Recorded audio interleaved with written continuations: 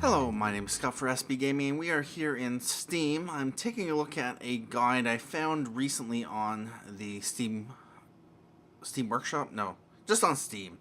And it's about seeding your city, it's about your population, it's about the waves of dead people that you tend to get when you do something called mass zoning. You've probably seen it if you've watched any of the Let's Plays. Quill 18 is a notable example. He'll build a massive area, lay down a massive amount of residential, commercial, industrial, all that stuff, and then he'll get, massive population, and then eventually, inevitably, several years later into the game, he won't really understand the cause, but then he gets this massive uptake of dead people. And why does this happen? Why does it happen? On the Paradox forums, people were complaining about this, and they're complaining about this, and thought it was a bug and all this other stuff. And there's been mods that vary the age when people die, as there is a predefined lifespan. Sims in the game have a 6-year lifespan, so if you add a whack load of people at a certain point, then if you add, say, 20 or 30,000 people to your city at one point, 6 years later, they're all going to die. Yes, indeed. They're going to die. They're going to overwhelm your death care services. They are obviously going to cause a lot more traffic coming into the area because, of course, you have all these people coming in all at once. And I thought this guide was really, really interesting. And it made a lot of sense. And in my own cities, I've built 2 of them. One for my own personal playground, which I haven't really played since I started my Let's Play. And also my Let's Play city. Basically, this is just an article that explains, their life cycle. Cities Skylines uses real people with a lifespan. This concept is hugely fundamental difference to any previous city builder, and it's very easy to overlook the impact it has on your city as a whole. As it grows and ages, this becomes painfully evident when the population is seeded in large numbers and inconsistently. And in my city of Charleston, my Let's Play, I have population, I grew very slowly. I'm up to, I think, 33 episodes now. And I have about just under 24,000 people. Just think about that for a moment. 33 episodes. Only 24,000 people. What am I doing? Well, I'm growing very slowly, and I've not to this point had a wave of death people. By comparison, I think I took a look at Quill's Quillopolis, and I think he's done 12 or 13, or maybe it's 16 or 17 episodes on his Quillopolis, the one he started with back when the embargo dropped. And yes, like 16 or 17 episodes, and he has something like 57,000 people. It's like, wow. I just found that interesting, and it's just something I wanted to just talk about. But it's just the difference in just the matter of the difference between my playstyle and, of course, Quill's playstyle. And that's not necessarily a bad thing. I'm not going to, raise him or anything, or, say he's a really bad player, but anyway. So let's go back into the article, the guide, and this becomes painfully evident when your population is seeded in large numbers and consistently. You're seeding your city, and in doing so, you start this sequence of events: the births of a new generation, the period of childhood, the end of education, the childbearing years of a family producing adults, the working life of an adult, the senior retirement years of an adult, and the death of an adult. These are the lifestyles or stages of your individual sim, and if, for example, most if not all of your population were seeded at the same time, then these are the life stages for your population as a whole. Mass layout equals mass deaths. It is indeed a source of the death problem. Waves of death, many people are suffering. The zombie apocalypses? If you ever suffered from a zombie apocalypse, this is why. If you built a large area, mass zoned at high density, you had a wave of people in, and then a few years later, you start seeing a lot of people dying. And the larger you mass lay it out your residential one go, the larger the effect of the fluctuations you'll experience. So what is the consequences? Well, the most observable impact on the cycle of the city is the relatively simultaneous deaths. Couple that with the period of time of childbearing, and you have large gaps between deaths and new births. And so by having so many deaths that happen at the same time, you end up having to put even more cemeteries, more crematoriums to handle the inevitable rises and collapses. And during those periods where you have relatively low amount of deaths, well, they're kind of not really doing anything. You're paying for a lot of expense for something that really doesn't need to be there. And yet, inevitably, people just overcompensate, and they see the amount of dead people rise, so they start spamming down the crematoriums, and eventually it's to the point where they just don't even bother with cemeteries, just because you just need so many of them.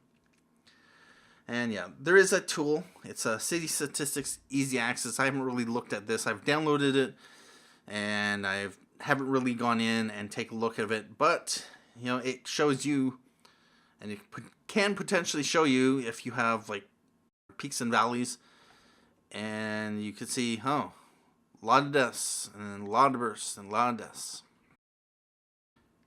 And of course, the solution. Therefore, when seeding a population, you need to search or seed for each stage of the lifestyle, not just once. Do not neglect your low residential either. Quite often, some players will upgrade all of their low density and high density straight away.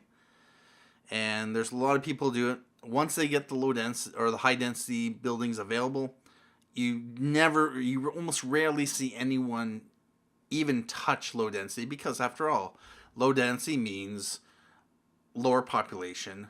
You need more space. You can get more people in a smaller space in high density. That makes a lot of sense. But here's the thing.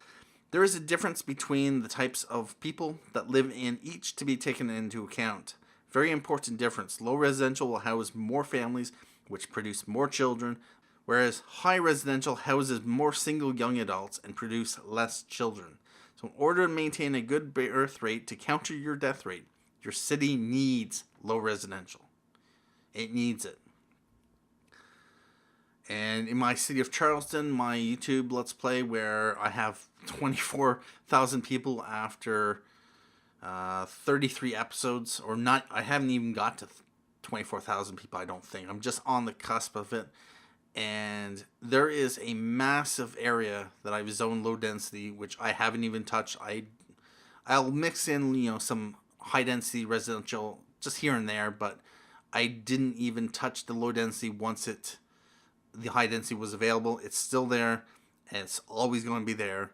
And this is why. Even though at the time, I had no idea that this was a reality, it just made sense for me, because, not everyone likes to live in high density residential. And I really wish the game had a mechanic where your demand for low density and high density was actually separate. So if you have more building space, and this is just a natural thing of cities sprawl out before they grow. And basically, in order to get to a good high density demand, you would have to fill out your city, which means if you have a lot of space that you expand to, your low density residential actually should be through the roof, because people generally prefer to live in single family houses. I don't know, I do, and I do currently right now, although it is kind of a multi-family unit how it's been subdivided, but that's separate and beyond the point. Yep, and your task when planning for a large population is to aim to keep the fluctuations of the cycles to a minimum. And at this point, I don't know what the date is, how long things have progressed, but I've not yet had a massive need for death care. I have a few cemeteries. I actually went quite a while with just one cemetery. It was interesting. And that's just because I didn't have a situation where I suddenly got a hit to my population. To achieve this, you need to seed your city with new residential in batches periodically. A couple blocks at a time, here and there. Just fill out your city. Take your time. Just take your time and you won't have any issues. If you mass zone an area, first of all, the first problem that you get is the traffic will overwhelm your city because all the people moving in. And then services can't get to where they're going, so it takes longer for fire to respond to services.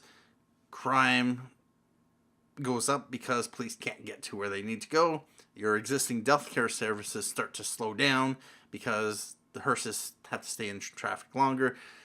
Garbage trucks are spending more time in traffic rather than picking up garbage.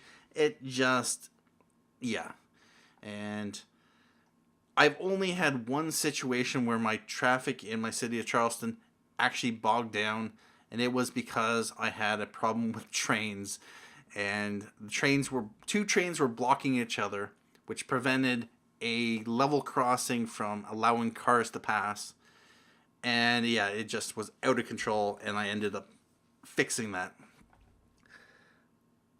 Anyway, that's completely separate, but that's the only time in my city up to this point I have ever had a traffic issue. Although now I'm getting more industrial and commercial traffic. I'm building a high density residential area. So, it's to be expected. Technically, mass layout is okay, but you will have to be consistent and continue the practice of mass layouts periodically to ensure that each life stage is staggered and covered. This isn't always practical, so it's easier in small batches as long as you are consistent. And so that is this article I just wanted to take a quick look at, and it's actually not really turning into a quick video, but I just wanted to say it nonetheless. And I thought it was really interesting, and there's lots of useful things about this game. I'm definitely loving it. I'm definitely loving doing the Let's Play that I'm doing, and I hope that this video was at least useful to highlight this problem that people have had, and what some grapple hooker had wrote about. Hopefully more people see this. There's been 3,821 unique visitors. 43 people have it currently on their favorites. It was posted April 15th, and it is right now April 26th that I'm recording this. So yeah, it's been around for a little while, but given that we've hit, 1 million sales? 3821 of 1 million plus have only read this. Well, I think definitely a lot more people should be aware of this, and hopefully in the future we can design better cities. Thank you for watching this video. My name is Scott for SB Gaming, and have a good day.